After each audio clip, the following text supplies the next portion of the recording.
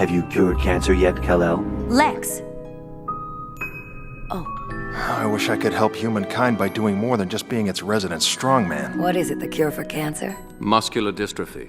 I can cure every known case with a simple inoculation. One thing I've learned since arriving in Metropolis is that those in power don't always have the people's interests at heart. Have Swan find a way to slow it to a crawl. Turn it into a lifetime treatment program.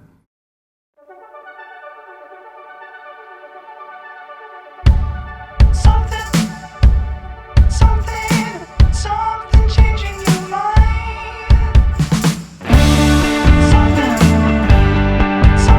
Lex Luthor is like a creepy, bold sex pervert. That's it. Come to Papa. Anyways, he purely believes in profit, exploitation, and control in the name of self-interest. He turns a medical cure into a lifetime treatment. He released Doomsday because he felt entitled. This time, whatever's in that tin can will belong to me. And shoots Mercy after she helped him scorch all the evidence. Superman contradicts everything he believes in, where if you could take more, why wouldn't you? The film literally opens with him fetishistically monologuing about how his crush should have subjugated humanity. Why? Of course, any sensible god would demand absolute obedience in return for his faith. However, he's also deeply drawn to Superman. Completely, absurdly random. He creates a clone for his unprocessed feelings after he died. Why did you leave me? Why? And he spends his private time with the real Superman in a tube, wishing to be heard. There's love in his hatred for the reason that, more than kill, he wants to reconcile with Superman's contradictory existence. Thus, the only thing which makes sense without conceding his own selfishness is to control him and use him to take over the world. So Lex's inflexible selfishness is all that exists. Now that you no longer stand in the way of my plans, Superman, you shall help me to achieve them. And at bonus points, he gets Lois too. You must be terribly lonesome without her. Ew. Superman Doomsday is a mildly sick and twisted movie where Superman admits to being a pervert. You wouldn't use your heat vision on me, would you, Superman? No, just the X-ray. And Lex gets handsy with Lois. It was the first standalone DC animated movie as we know it, where Bruce Timm and company got to flex some adult content that would have been too much for TV, like Doomsday punching people in some red lights with no blood. Yeah, it's still pretty quaint compared to what's allowed nowadays. Subsequently, as an adaptation of The Death of Superman, it adheres closer to BVS than the recent Death of Superman film, in fact. I mean, just compare Superman's last words. What a lucky man I was. We're safe. All of us. Good. That's all that matters. One is a love story, the other is about the puzzle that is Superman. How can a god be so darn good? Both Lex Luthor and Batfleck are the narrative antagonists who are skeptics, and they bookend the story, but where one is a drunk baboon who sobers up, the other remains evil and bold. Then there's Lois. At first it seems like she's really rude. She doesn't reply to Clark's farewell as he leaves for Afghanistan, but in reality it's because she knows Clark is Superman and is frustrated by his need to hide this last part of him from her, while they regularly have sex on the weekend at his place. We've been together for 6 months. It'd be nice if I could start calling you something other than Superman. So edgy, I know. This version of Superman is a bit of a horn dog, but it's evened out by his earnestness, because after the argument, he's prepared to take things to the next step. All that matters are the people in his life. He's happy to give everything. His reply to all the thanks is him always saying, It's why I'm here. and that's what makes Superman so overwhelming in depth. The extra love he gave to Lois Lane was so special that it's confusing and lonely not to have it. The only other person who understands this is Martha. Misses him now that he's gone, but no one else on this whole stupid planet can know what it felt like to really love him, to be loved by him.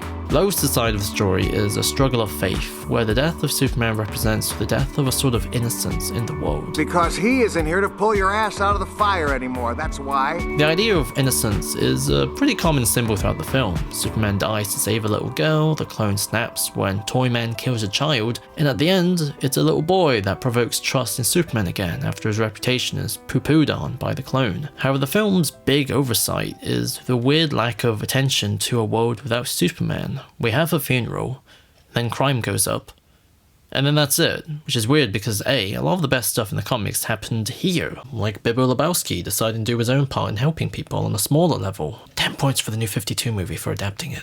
B, by removing the reign of Superman characters, there's now no tangible example of Superman inspiring others. We instead just get a clone who people accept until he turns into a douche. There is this great scene though, where he threatens Grandma for wasting his time though. You may want to think about that the next time you leave the screen door open. A lot of these changes are clearly compromises. You can't really outdo Superman's funeral and Hereafter, and there's really not enough time in like 70 minutes to do so many characters if we're doing literally the death and return of Superman in one go. But the result is a strangely pessimistic world where humanity just can't survive without Superman, and when Superman is back, because he can't die after all, there's no real reason for people to learn anything. Perry White's character kinda exemplifies this. He's mad at Jimmy for leaving the planet and taking a job at a tabloid, whose mission is to not disturb people with the truth. We're in the business of entertainment, Mr. Swank.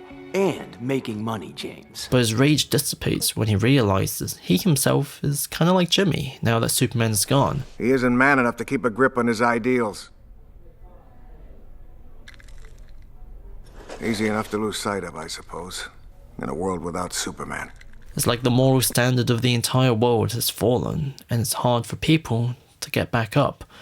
Even though Perry wasn't particularly brave beforehand, because his introduction is him literally not publishing Lois's expose on Lex's fake charity. Excuse me for not wanting to be sued for libel. The natural order of this world is that everyone is greedy and lazy. Anyways, clone Superman is what Lex expected Superman to be. I am you, Superman.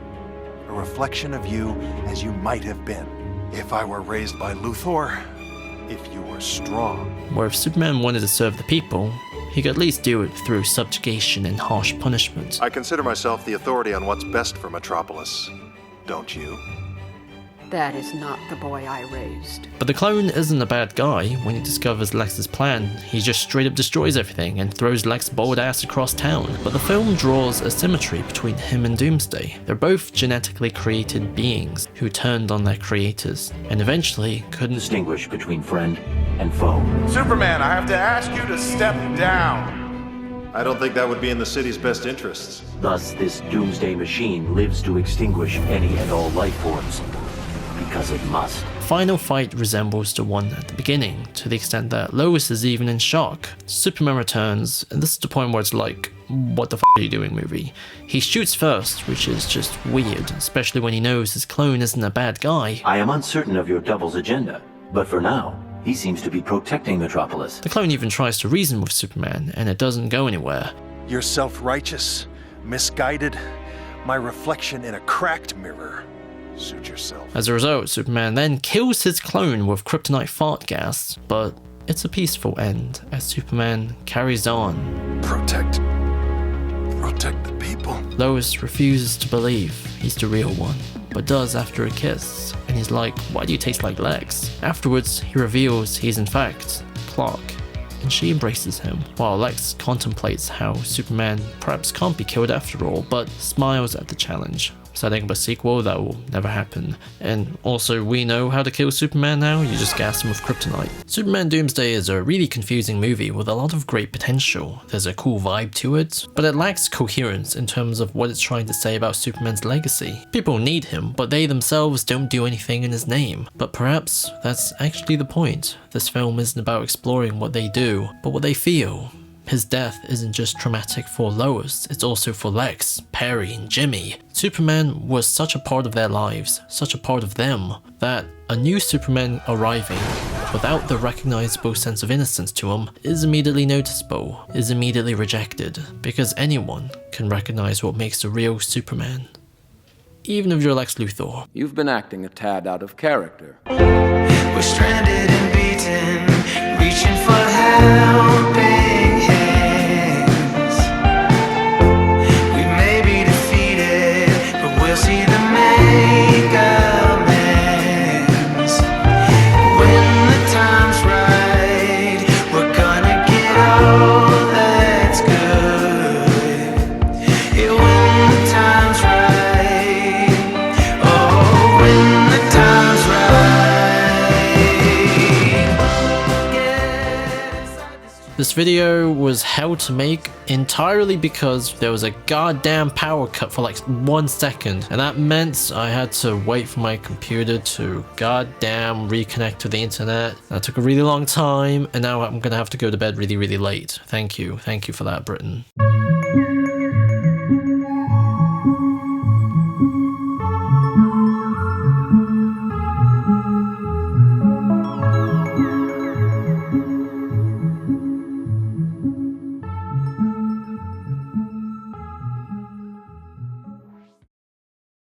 In the bag, or you want to go a few rounds with me?